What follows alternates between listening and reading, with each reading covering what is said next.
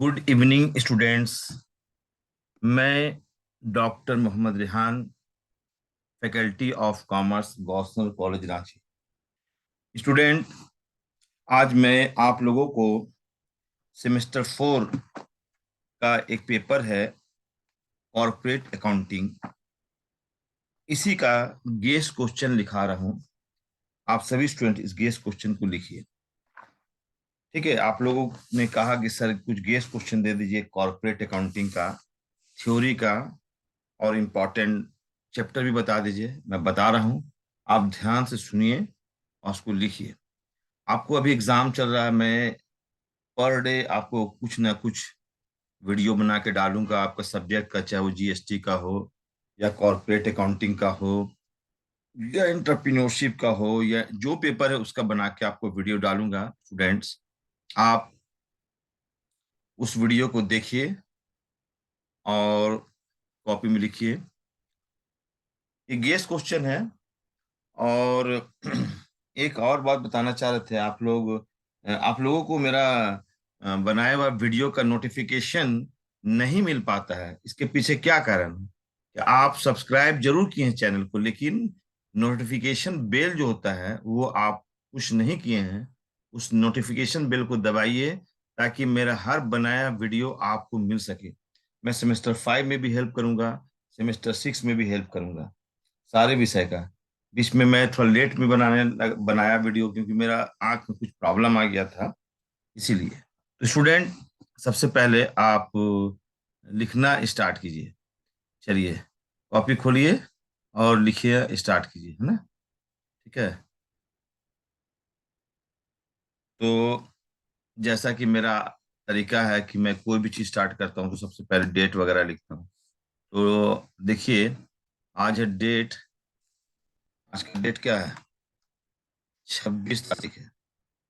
26/11/2022। और सब्जेक्ट जिसका मैं वीडियो बना रहा हूँ, है ना, वो है कॉरपोरेट अकाउंटिंग। कॉरपोरेट अकाउंटिंग, ठीक है, कॉरपोरेट अकाउंटिंग। और ये रांची यूनिवर्सिटी के हर हर विद्यार्थी इसको पढ़ सकता है। रांची यूनिवर्सिटी के जितने भी कॉलेजेस है, वहाँ के विद्यार्थी इसको पढ़ सकते हैं, है ना? और ठीक है, और मैं अपना यहाँ नंबर भी लिख दे रहा हूँ, फोन नंबर। हम्म एक मिनट, ताकि आपको कोई दिक्कत होगा तो आप बता सकते हैं, या मेरा लिखने में कोई मिस्टेक हो जाए तो उसको भी बता सकते हैं। हम्म ठीक है, 88 25 23 36 36। और व्हाट्सएप नंबर भी लिख दे रहा हूँ। ठीक है, आपको मैं बहुत सारा इम्पोर्टेंट वीडियो बना के दूंगा, आप ध्यान से पढ़िएगा। ठीक है, चलिए, ये मैं लिख दिया है। कोई प्रॉब्लम ऐसा है जो मैं गलत बता दिया, सिलेबस से बाहर की चीज बता दिया, रांची यूनिवर्सिटी से बाहर की चीज बता दिया, तो आप उसको मेंशन कर दिए व्हाट्सएप नंबर पर। वैसे मैं ज्यादा क्वेश्चन आपको नहीं दे रहा हूँ जो आपका सिलेबस में है ना, जो इम्पोर्टेंट भी है। जैसे कि पहला तो आप लिखिए इम्पोर्टेंट चैप्टर जो है, इम्पोर्टेंट चैप्टर जो है उसको लिख लीजिए फाइनल के लिए। इम्पोर्टेंट चैप्टर, इसको देखिए। इम्पोर्टेंट चैप्टर जो है ना, वो है आपका पहला। ये इशू, कंपनी टॉपिक है, इशू, है ना, for feature, for feature and re issue, very important, है ना, वेरी इंपॉर्टेंट। ये वेरी वेरी इंपॉर्टेंट है, इसलिए आप लोग इसको पढ़िए, री इशू। ठीक है, और ऑफ शेयर्स, री इशू ऑफ शेयर्स, ये वेरी इंपॉर्टेंट है आपके एग्जाम के लिए। ठीक है ना? दूसरा जो इम्पोर्टेंट है, मुझे जो लगता है, मैं अपना गेस दे रहा हूँ, चैप्टर है, वो है आपका valuation of goodwill. Valuation of goodwill, of goodwill, valuation of goodwill, very important है। और तीसरा जो इम्पोर्टेंट चैप्टर है स्टूडेंट, है ना, वो है आपका, ठीक है, होल्डिंग कंपनी, होल्डिंग कंपनी। ठीक है, जो इम्पोर्टेंट मुझे लग रहा है, और कम समय भी बचा हुआ है, इसलिए तो 4 ही चैप्टर मैं आपको दे रहा हूँ। और एक है cash flow statement, cash flow statement. ठीक है, अभी बहुत कम समय है। आप लोगों ने कहा कि सर कुछ इंपॉर्टेंट चैप्टर का वीडियो बना दीजिए, तो मेरे हिसाब से ये 4 इंपॉर्टेंट चैप्टर हैं। और भी बहुत से चैप्टर है, लेकिन अभी कम टाइम है आप लोगों के पास, पढ़ने के लिए समय ज्यादा नहीं है। अगर इसमें से कोई 2 चैप्टर भी अच्छा से करते हैं, बहुत इजी है। इंटरमीडिएट में वैल्यूएशन ऑफ गुडविल पढ़े होंगे, है ना, holding company, cash flow statement, for future, ये सब सब पढ़ा हुआ है। खाली आपको कैश फ्लो स्टेटमेंट भी क्लास 12 में पढ़े थे, गुडविल भी पार्टनरशिप में पढ़े थे, कंपनी केवल एक होल्डिंग कंपनी आपके लिए नया है। बाकी आपका सब पढ़ा हुआ है, कोई घबराने की बात नहीं। ओके स्टूडेंट, एक चीज ध्यान दीजिए। अभी हम आपको थ्योरी क्वेश्चन का ऑडियो बता दे रहे हैं, लिखेंगे नहीं, लिखने में बहुत टाइम लगता है। और ये चैप्टर जरूर पढ़िए, जो फर्स्ट चैप्टर है ना student, share, share topic, issue, forfeiture and re issue of share, इसको जरूर पढ़िएगा, है ना। क्या क्वेश्चन का तैयारी कीजिएगा इसमें से, है ना।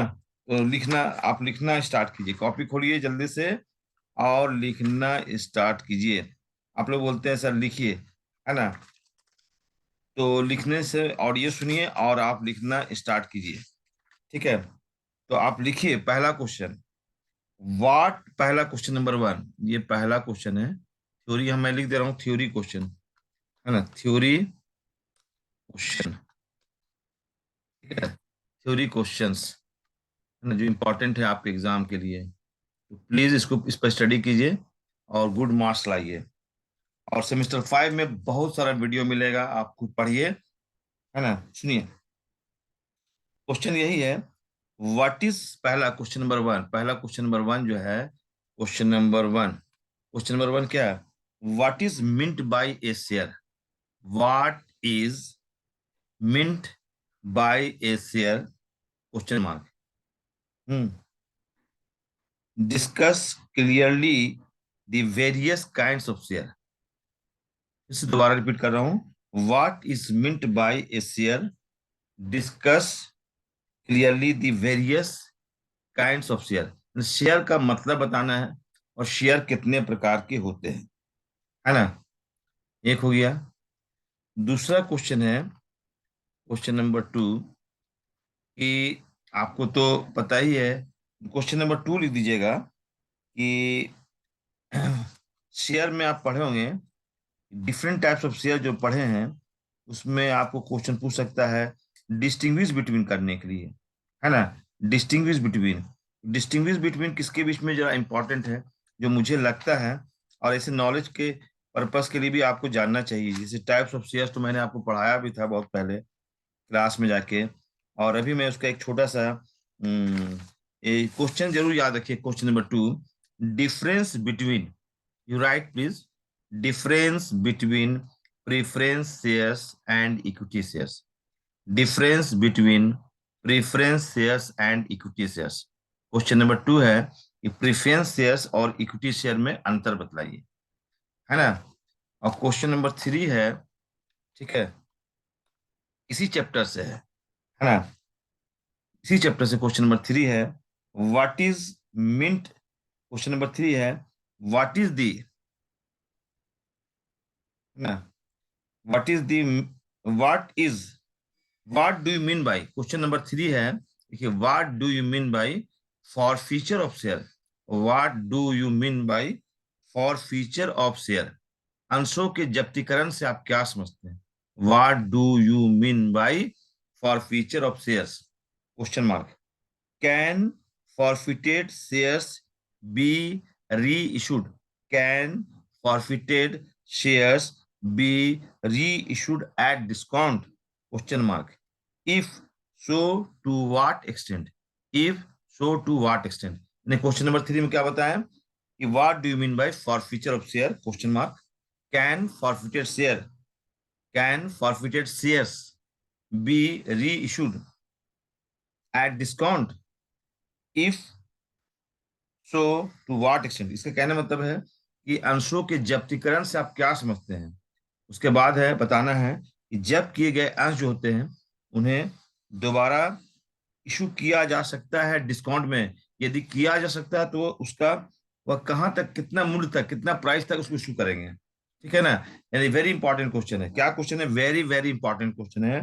Please you write what do mean by forfeiture of share, है ना? Can forfeited shares be reissued at discount, if so to what extent? Okay, question number 3 है। तो इसको इस तरह से, क्वेश्चन नंबर 1 क्या बताया थे बाबू, उसमें क्या पढ़ना था समझा दिए, क्वेश्चन नंबर 2 भी बता दिए, क्वेश्चन नंबर 3 बता दिए।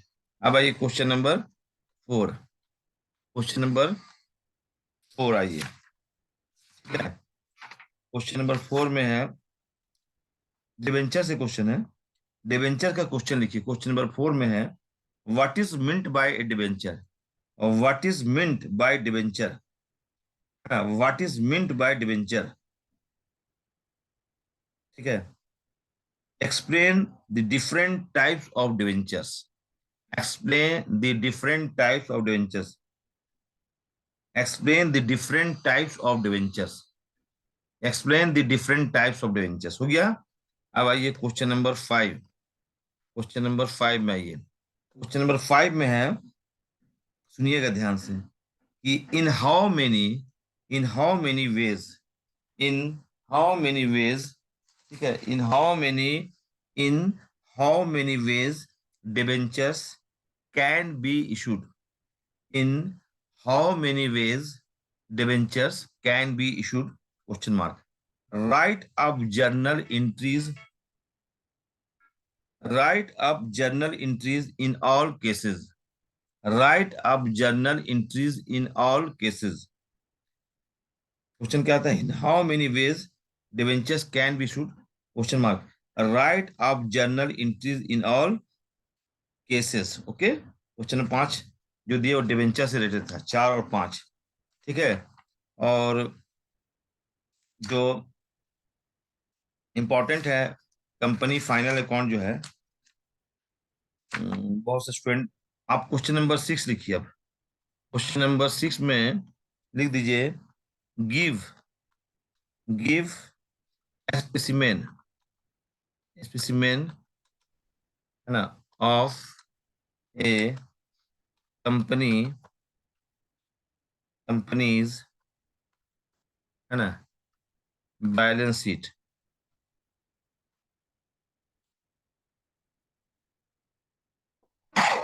कंपनीज बैलेंस शीट, क्या लिखा हुआ? Give specimen of companies balance sheet. According to, according to the companies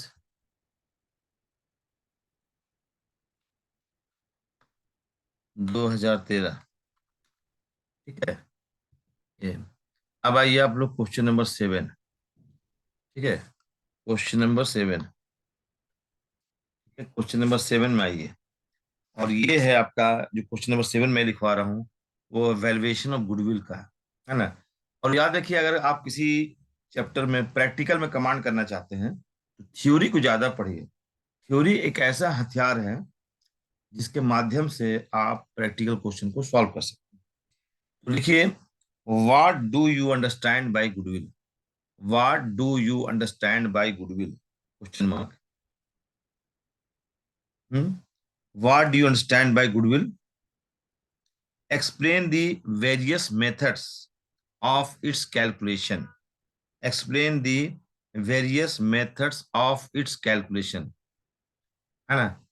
goodwill क्या है और गुडविल का मूल्यांकन कैसे किया जाता है, उसके डिफरेंट डिफरेंट मेथड्स है। गुडविल निकालने का बहुत सारा मेथड है, 4 मेथड है ना। तो ये मेथड जो है उसको आपकी बुक में मेंशन कर दिया गया, क्लास में बताया गया था।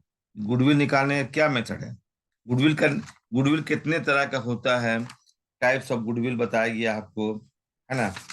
गुडविल निकालने के कितने मेथड्स हैं, जैसे कि आप ऐसे अगर समझिएगा, गुडविल निकालने का जो आपके यहाँ पढ़ना है वो 2 ही मेथड पढ़ना है ना। जैसे कि एक एवरेज प्रॉफिट मेथड, एक सुपर प्रॉफिट मेथड। सिलेबस को रिड्यूस किया गया है, दो मेथड को जरूर पढ़िएगा, एक एवरेज प्रॉफिट मेथड और एक सुपर प्रॉफिट मेथड। गुडविल निकालने का जो मेथड है वो अलग बात है ना, कहीं पर 4 है कहीं पर 3 है, वैसी तरह से इसको छोटा बड़ा करके बताया गया है ना। जैसे कि मैं आपको बता दे रहा हूँ, मेथड्स ऑफ वैल्यूएशन गुडविल जो है उसका जो डिफरेंट मेथड है, there are two methods of valuing goodwill.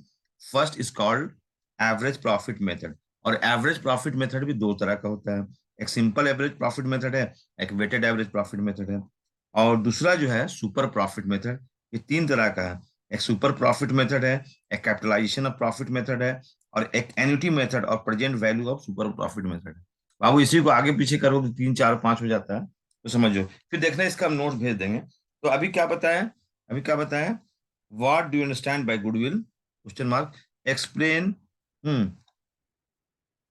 Explain the various methods of its calculation, है ना। और आपसे क्वेश्चन ऐसे ही पूछ सकता है कि goodwill, what are the factors to be taken into consideration for the purpose of ascertaining the value of goodwill, है ना। ये क्वेश्चन को भी नजरअंदाज मत करना है। What are the factors to be taken into consideration for the purpose of ascertaining the value of goodwill, okay.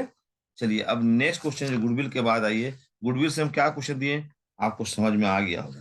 अब जो नेक्स्ट चैप्टर है शेयर, शेयर में क्वेश्चन आइए, क्वेश्चन नंबर 8 जो है वो शेयर से रिलेटेड है ना। क्वेश्चन नंबर 8 है कि what do you mean bye, what do you understand, you right please, what do you understand by share valuation, है ना।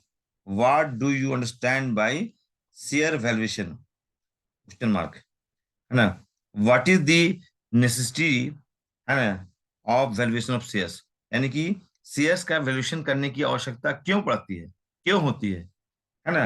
What do you understand by shares valuation, question mark, what is the necessity of valuation of shares, and also explain the different methods of valuation of shares.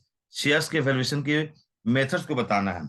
कौन कौन से method आप पढ़े होंगे, आपको पढ़ाया गया था, अब भूल गए हैं, और नहीं पढ़े तो मेरा वीडियो जरूर देखिएगा, मैं दोबारा आपको बताऊंगा, है ना। उसमें मैंने मेंशन किया है कि कितने मेथड्स हैं, कैसे मूल्यांकन किया जाता है ना। ठीक है, तो जैसे एक है एसेट्स बेस्ड, एक है एसेट्स बेस्ड यानी कि नेट एसेट्स मेथड, और एक है यील्ड बेस्ड, और एक है फेयर वैल्यू मेथड, आप लोगों को पढ़ाए होंगे।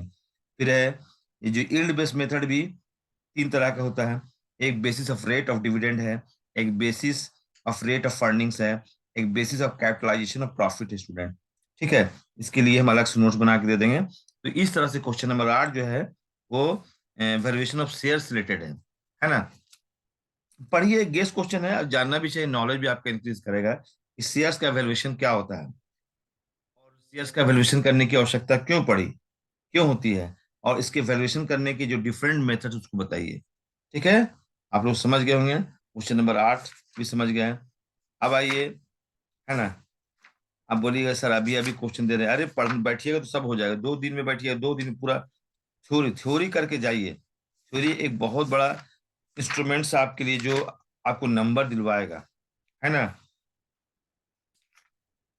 थ्योरी एक आधार है, थ्योरी को कभी इग्नोर नहीं कीजिए। आज के डेट में स्टूडेंट प्रैक्टिकल क्वेश्चन बना रहा बिना थ्योरी का, जिसके चलते उसका नॉलेज इनकम्प्लीट है ना। तो आइए, एक क्वेश्चन नंबर 9 आपको दे रहे हैं, क्वेश्चन नंबर 9, है ना। क्वेश्चन नंबर 9 है define amalgamation, define amalgamation, question mark, sorry, define amalgamation full stop, what are its main objects, define amalgamation, question mark, full stop, what are its main objects, and also explain the advantages and limitations of amalgamation, also explain the advantages and limitations of amalgamation। ये question number 9 था, मैंने question number 9 जो है उसमें amalgamation का जिक्र है, amalgamation क्या होता है, एमलगमेशन का ऑब्जेक्टिव क्या है, और एमलगमेशन के जो लाभ हैं